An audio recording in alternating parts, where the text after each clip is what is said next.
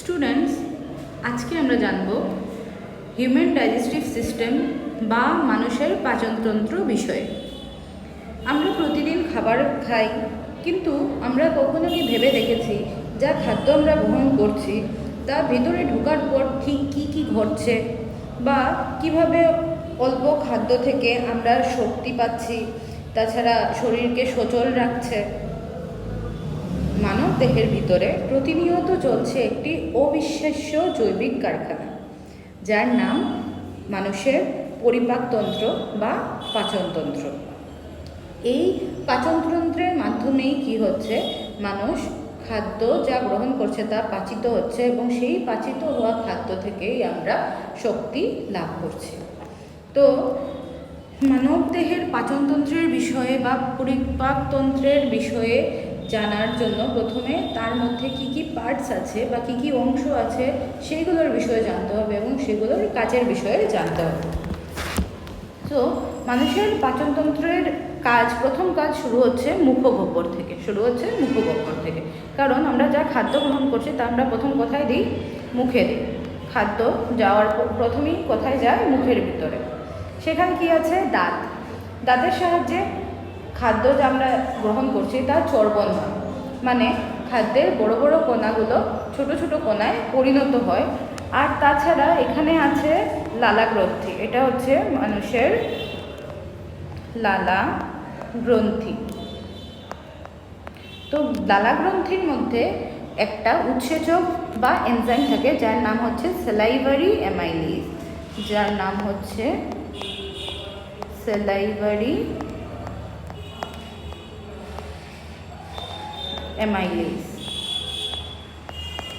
Salivary অ্যামাইলেজের কাজ কি?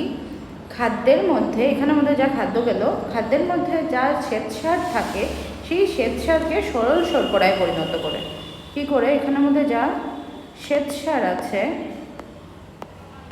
শ্বেতসারকে পরিণত করে সরল শর্করায়। আমরা বুঝলাম, মানে মুখের মধ্যে কি হচ্ছে? মুখের মধ্যে প্রথমত দাঁতের সাহায্যে চিবানো হচ্ছে, প্লাস এখানের মধ্যে আমাদের স্যালাইভারি অ্যামাইলেজ, এই স্যালাইভারি অ্যামাইলেজ মুখের ভিতর গিয়ে, মানে লালা গ্রন্থির সাথে যখন স্যালাইভারি অ্যামাইলেজ গিয়ে মুখের খাদ্যের সঙ্গে মিশছে তখন শ্বেতসারকে সরল শর্করায় পরিণত করছে। বাস, এখানের মধ্যেই আমাদের কিসের কাজ শেষ হলো? মুখের মধ্যে বা মুখগহ্বরের কাজ শেষ হলো। এখন মুখগহ্বর থেকে সেই যেটা অর্ধতরল খাদ্য, কারণ লালা গ্রন্থি থেকে যে লালা নিঃসৃত হচ্ছে, লালাটা লিকুইড থাকে, তো খাদ্যের সাথে মিশার পর পুরো কোয়ান্টিটিটাকে কী করছে? লিকুইড বা অর্ধতরল পদার্থে পরিণত করছে। যা খাদ্য ছিল তা কী হয়ে গেছে? অর্ধতরল। সেই অর্ধতরল খাদ্য এখন ইসোফেগাস, এটার নাম হচ্ছে ইসোফেগাস বা খাদ্যনালী যাকে আমরা বলে থাকি, ইসোফেগাস দিয়ে আসছে আমাদের পাকস্থলীতে। ঠিক আছে? তো এটার নাম হচ্ছে ইসোফেগাস।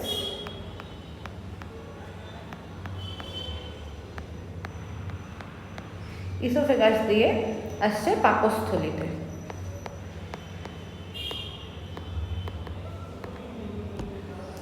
এখন পাকস্থলীর মধ্যে থাকে তিনটা জিনিস। প্রথমত এর ভিতরে থাকে HCl, থাকছে HCl প্লাস আগে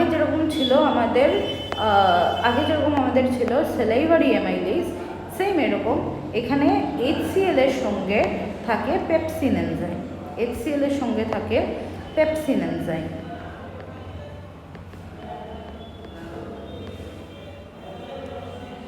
HCl এর সাথে আমাদের থাকছে পেপসিন এনজাইম। এখন আরেকটা জিনিস থাকে তাদের সাথে, সেটা হচ্ছে মিউকাস। তিনটা জিনিসই খুব দরকার। HCl কি করে? HCl পেপসিনকে অ্যাক্টিভেট করে, মানে পেপসিনকে নিজের কাজে সাহায্য করে। HCl উপস্থিতিতে পেপসিন নিজের কাজ করতে পারবে না। আর পেপসিনের কাজ হচ্ছে প্রোটিনকে ডাইজেস্ট করা স্টার্ট করে। ঠিক আছে? মানে প্রোটিনের অর্ধপাচন ঘটায়। এখানের মধ্যে কি হচ্ছে? প্রোটিনের অর্ধপাচন শুরু হচ্ছে। আমরা বুঝলাম এখানের মধ্যে কি হচ্ছে, প্রোটিনের অর্ধপাচন শুরু হচ্ছে কিসের সাহায্যে, পেপসিনের সাহায্যে। আর সাথে করে আছে তার মিউকাস। মিউকাস এখন কি করে, HCl থেকে আমাদের পাকস্থলীকে রক্ষা করে। HClটা কি, একটা অ্যাসিড। তো HCl যদি এই পোর্শনে বা স্কিনে লাগে তাহলে কি হয়, স্কিনকে জ্বালিয়ে দিবে।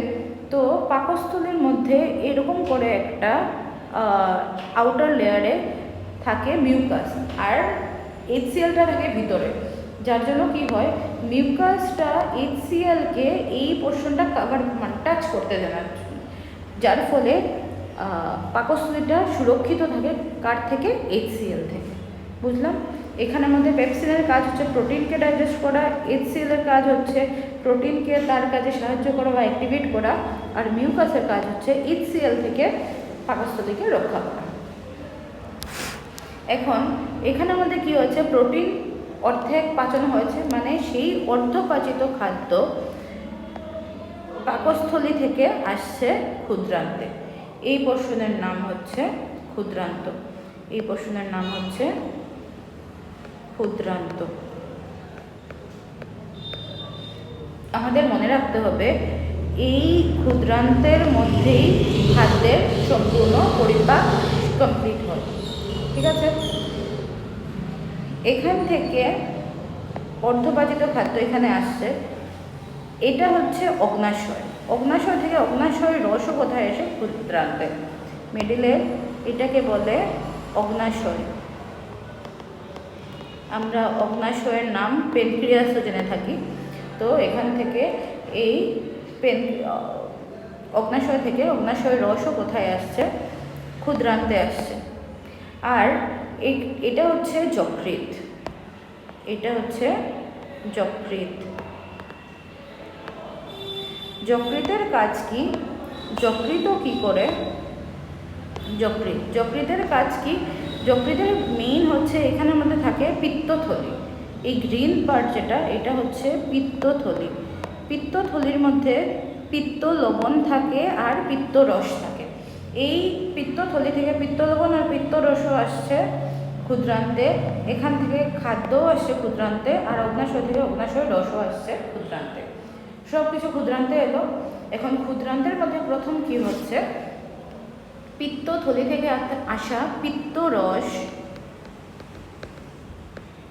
পিত্তরস কি করে, আমাদের পাকস্থলীতে হাইড্রোক্লোরিক অ্যাসিড থাকায় খাদ্যটা, যা অর্ধতরল খাদ্য বা অর্ধপাচিত খাদ্যটা ছিল অ্যাসিডিক ফর্মে বা অম্লিক ছিল।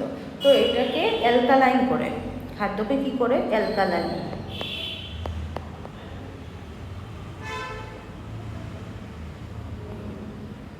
অ্যালকালাইন করে। এখন এই অ্যালকালাইন করার পর পিত্ত লবণ কি করে, অ্যালকালাইন করার পর পিত্ত লবণ ফ্যাট বা চর্বির বড় বড় কণাকে ছোট কণায় পরিণত করে, যেটাকে বলে দ্রবণীকরণ বা ইমালসিফিকেশন। দ্রবণীকরণ বা ইমালসিফিকেশন মানে ফ্যাটের বড় বড় কণাগুলো ছোট ছোট কণায় পরিণত হচ্ছে। হওয়ার পর এখন আমাদের তিনটা এনজাইম, যে তিনটা এনজাইম আমাদের মেইন কাজ করে, সেগুলো হচ্ছে ট্রিপসিন, লাইপেজ আর অ্যামাইলেজ। এখন তিনটা ইম্পর্টেন্ট এনজাইম, ট্রিপসিন, লাইপেজ আর অ্যামাইলেজ। ট্রিপসিন অর্ধতরল পাচিত খাদ্যের মধ্যে কি ছিল, প্রোটিন অর্ধ পাচিত হয়েছিল। সেই অর্ধপাচিত প্রোটিনকে পুরোপুরি পাচন করে এবং প্রোটিন থেকে উৎপন্ন হয় অ্যামাইনো অ্যাসিড। প্রোটিন থেকে উৎপন্ন হয় অ্যামিনো অ্যাসিড। প্রোটিন থেকে উৎপন্ন হয় অ্যামিনো অ্যাসিড। এখন এলো লাইপেজ। লাইপেজ কি করে, অদ্রবণীকরণ এখানের মধ্যে হয়েছিল। অদ্রবণীকরণের মধ্যে চর্বির বড় বড় কণাগুলো ছোট ছোট কণায় পরিণত হয়েছিল এবং সেই কণাগুলোর মধ্যে লাইপেজ ক্রিয়া করে পরে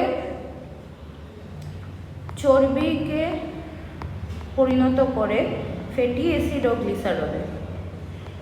fatty acid plus glycerol.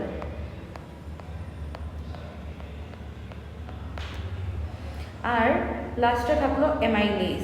Amylase কার্বোহাইড্রেটকে পরিণত করে গ্লুকোজে। তো আমাদের খাদ্যের সরল অণুগুলো পেয়ে গেলাম। প্রথম হচ্ছে প্রোটিন থেকে অ্যামাইনো অ্যাসিডে পরিণত করছে ট্রিপসিন, লাইপেজ চর্বিকে ফ্যাটি অ্যাসিড এবং গ্লিসারলে পরিণত করছে এবং অ্যামাইলেজ কার্বোহাইড্রেটকে গ্লুকোজে পরিণত করছে। এখন এই amino acid, fatty acid, glycerol আর গ্লুকোজ ক্ষুদ্রান্তের এই পার্ট থেকে ভিলাই নামক একটি অঙ্গ আছে যেগুলো আঙুলের মতো দেখতে। এই ভিলাই সাহায্যে, এখানের মধ্যে আরও থাকে ভিলাই, এই ভিলাই সাহায্যে রক্তের সঙ্গে মিশে যায় এবং আমাদের দেহের বিভিন্ন অংশে গিয়ে পৌঁছয়।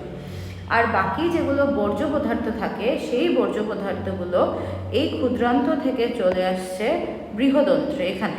এখন বৃহদন্ত্র থেকে পুরো বৃহদন্ত্র কভার করে বাকি পায়ু দিয়ে আমাদের দেহ থেকে বেরিয়ে যায়। আমরা বুঝলাম এইভাবে যেগুলো নিউট্রিশন আমাদের পাওয়া দরকার তা ভিলাই দিয়ে বেরিয়ে গেল আর বাকি বর্জ্য পদার্থ বৃহদন্ত্রের মধ্য দিয়ে আমাদের দেহ থেকে বেরিয়ে যায়। বৃহদন্ত্রের মধ্যে আরেকটা কাজ হয়, বৃহদন্ত্রের মধ্যে যা কিছু জল বা আমাদের দেহে আবার পুনঃশোষণ হয় আরও কিছু জিনিস, সেগুলো বাদ দিয়ে একদম যেগুলো আমাদের বডির জন্য কাজের না সেগুলো এখান থেকে বেরিয়ে যায়।